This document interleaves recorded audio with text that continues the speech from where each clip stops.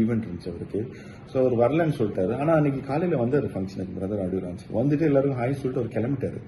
எனக்கு என்னன்னா ஒன்றும் புரியல, ஏன் இந்த மாதிரி ஸ்டேஜுக்கு வரல, அதுக்குள்ளே கிளம்பிட்டாரு. நான் விட்டேன், அப்புறம் ஃபங்க்ஷன் முடிஞ்சிருச்சு.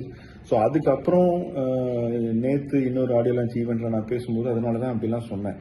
ஆடியோ லான்ச் ஃபங்க்ஷனுக்கு லிரிக் ரைட்டர்ஸ்லாம் வரணும், சிங்கர்ஸ்லாம் வரணும்னு சொன்னேன். பட் லேட்டராக எனக்கு தெரிஞ்சது என்னன்னா, அன்னைக்கு வந்துட்டு எல்லாருக்கும் ஹாய் சொல்லிட்டு அங்கே போயிட்டு யூடியூபர்ஸ் ஈவெண்ட்டும் அவர் அட்டன் பண்ணிட்டாரு, அதுக்கு தான் போயிருக்காரு அப்படிங்கிற விஷயம் எனக்கு லேட்டராக தான் தெரிஞ்சுது. ஸோ அது இல்லாமல் இருந்திருந்தால் அவர் கண்டிப்பாக நம்ம ஃபங்க்ஷனுக்கு ஃபுல்லாக இருந்திருப்பாரு அப்படிங்கிற விஷயம் எனக்கு லேட்டராக தான் கன்வே பண்ணாங்க.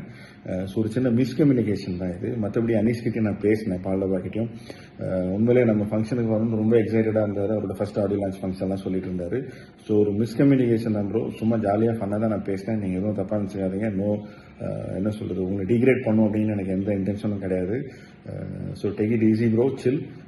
நம்ம மீட் பண்ணலாம் ஃபர்தர் ப்ரொமோஷன்ஸில். Okay bro, thank you bro.